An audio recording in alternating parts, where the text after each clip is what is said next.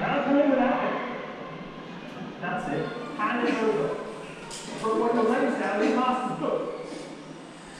Well, here we are, actually in Gressenhall Farm and Workhouse.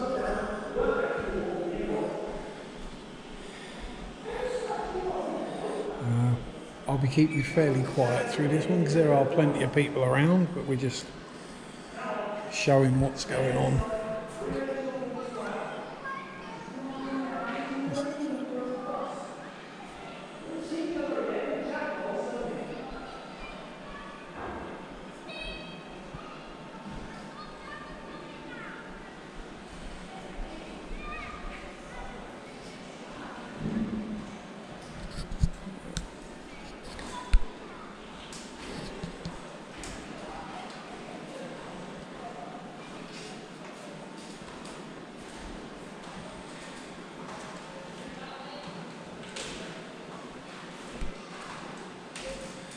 Yeah, that's how tightly these places were run.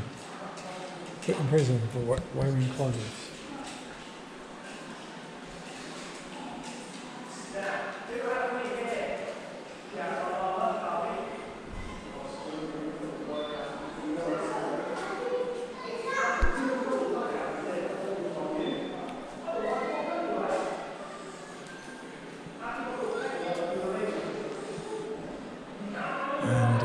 Yeah,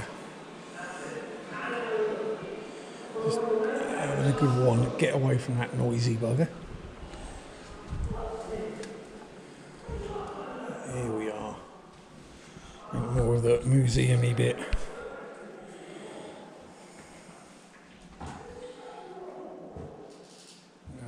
Across from apparently the Swaffham Workhouse burial ground, because although these places were supposed to help the poor, they basically just exploited. They were there purely to make money.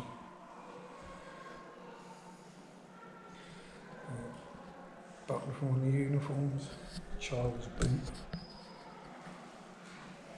cutlery, made out of bone.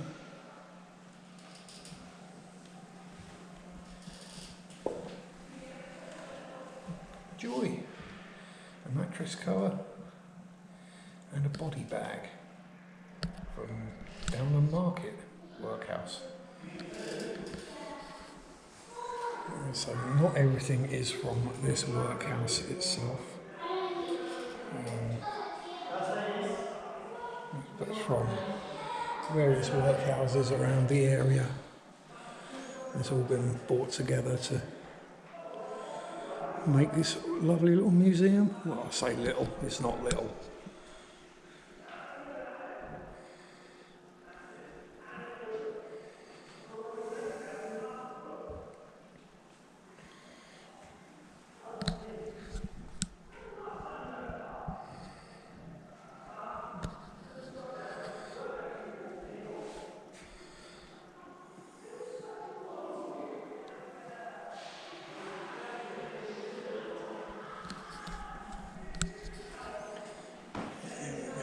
This is where all the various workhouses were in Norfolk.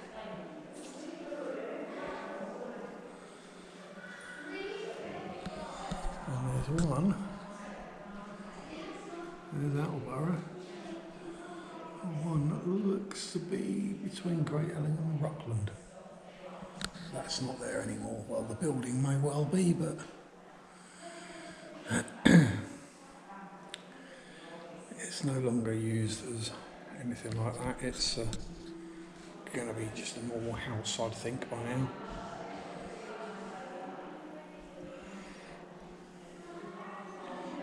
And yes, I'm here with a wild Mary.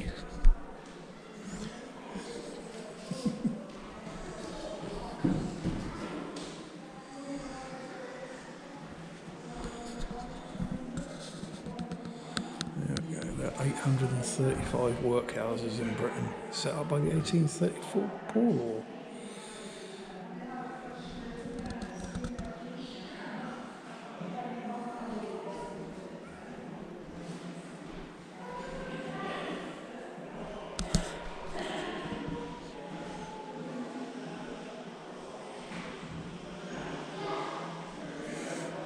And it's not all bad because the welfare state and the NHS did come out of the poorhouses.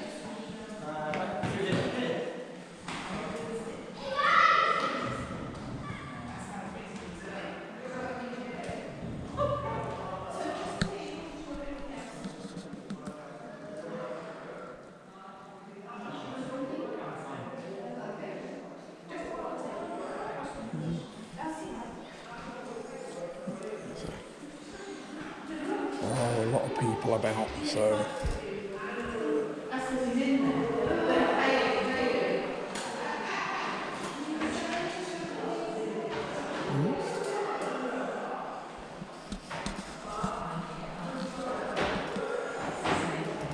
Oh, when is your bathroom? Workhouse children have to take regular supervised baths. And they're allowed to share the same water. That was in the summer.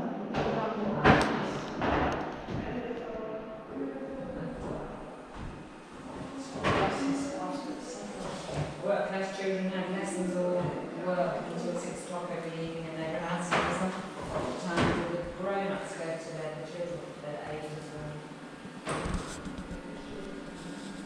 My name is James Moore.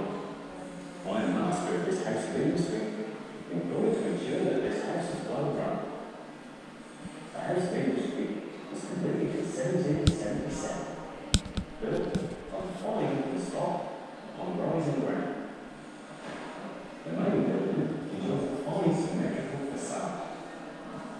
There are 2 wings to accommodate the hall, and the purpose of this house of industry to gather all people from hereabouts in one place, full of work, and greatly reduce the cost of ordering to the taxpayer. We ensure that inmates are productive. Women and children spin wood, knit and sew. The men weave hemp sacks and cultivate surrounding fields. We allow inmates to earn money from their labour, a penny or 2 from every show. Each family sleeps in a small room with a fireplace called the cottage. When at leisure, the inmates can walk through the open arcades. I like to think this as a community of God. Under my stewardship, this house has flourished. In particular, I'm gratified by gardens well tended, thereby improving the inmates' diet and saving the taxpayer more than £100 each year. £100 a year, mere drop in the ocean. The unfortunate truth is the house of industry failed. They managed to pay off its debts, and the costs of poor relief continue to rise. I, for one, am not surprised. I am George Vincent. I was appointed as master of this place in 1837. let's get back to looking around, shall we? House of industry to Union Works. The house of industry was well-meaning, not merely latest thought. Life was so comfortable in the pauper's palace that the idle saw no reason to change their rules. Thankfully, all this was changed with the 1834 Tory Amendment. The first time, we had a national system. That's a proper coffin. Why people want posh ones, I have no idea. You've got a ye olde prosthetic leg, wooden leg, peg leg, whatever you want to call it. Charles Jaws. Sleeps, works, and dies together. We had spent more than £5,000 in making necessary alterations. The family cottages have been removed to create large halls. Open arcades have been blocked up and new stairways built so that different classes of inmates do not meet. The entire site is bounded by walls and gates, and portal ensures that only those with the right beings enter. The new system is the able to not wish to live in this strange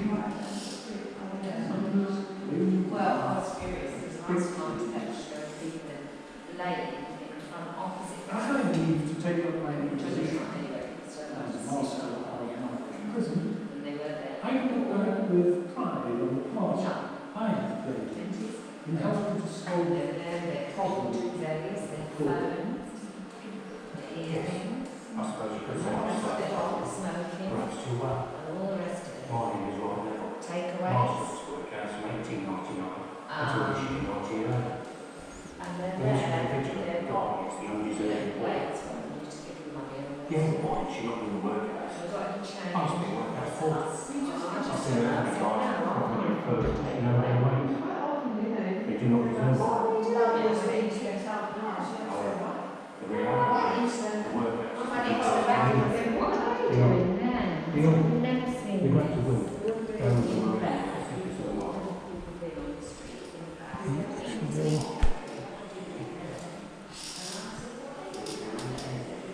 And yes, this place is haunted. You wish to see me, sir? Ah, yes. Thank you for that, Bill. I've just spoken to Dr. Vincent, the medical officer.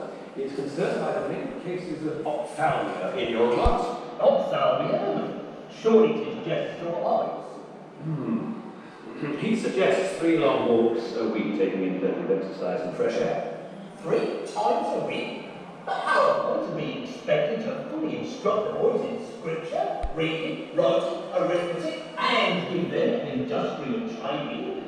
If we spend half the week romping around the countryside. It had been noted that your boy was being too delicately brought up. But Inspector said they'd not the vigorous and healthy countenances of rustic lads, but the white and delicate faces of girls. That man was a Equip your charges for the real world, Bradfield. The world they will enter when they leave here. I agree. They must be literate and educated in the Holy Scriptures. But we must also support them for the laborious lives to which so many of them are destined. 3 afternoons a week, Mr. Strange. Take your boys out for their walks. I remember using lawnmowers like that. They weren't fun. A selection of some of the tools that they would have used.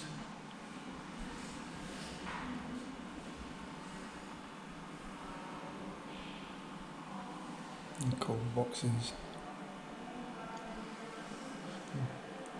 Dibbles. It's not a dibble. Hey, you don't call them a dibble, you call them a dibber. God dear.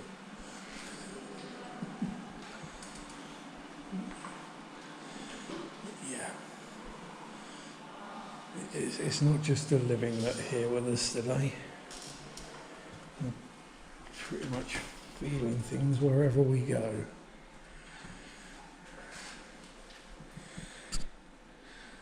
Yep. Bread and gruel.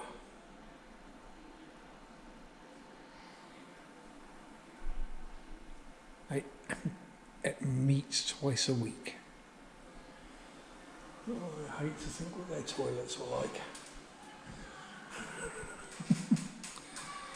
Here we go, various dishes. Suet pudding and veg, gruel, broth, tea, bread, butter, meat pudding with veg and cheese. I've got to be honest, that don't sound too bad to me. But no, it wouldn't have been seasoned or flavoursome or at all nice.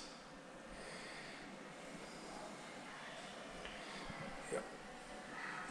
There, Fort Union Wickwood. That's not far from me either. But yeah, the food was weighed out every day.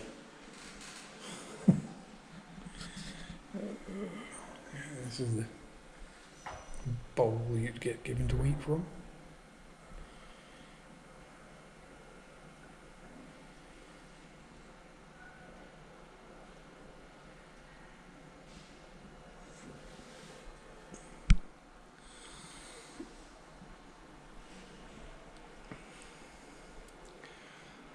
Pints and ounces.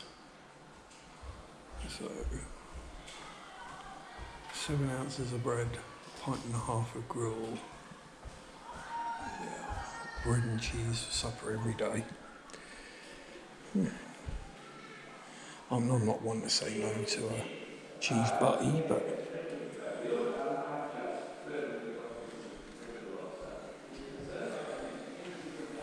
kind of mattresses they were sleeping on.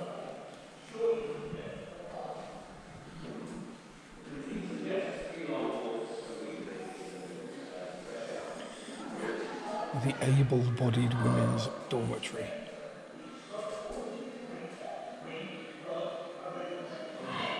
There you go. beds shaped like wedges so you could get more people in and therefore get more money from the work they were doing and pay them less.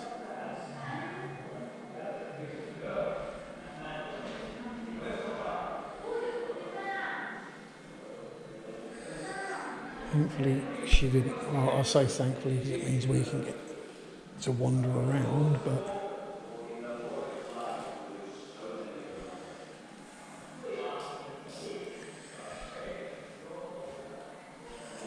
yeah, this is definitely a place where if you're going to visit, you'd want to get here fairly early and spend a good few hours.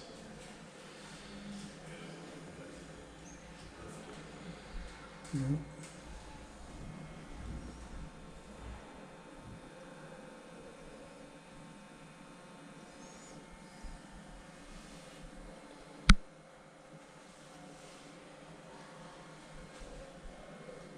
That's the original, the big one's a remake, as it were.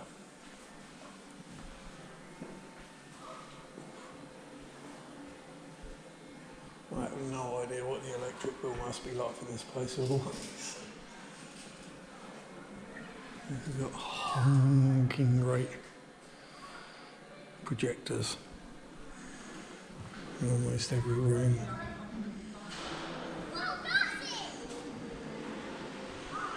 And I'm wondering if we're coming towards the exit.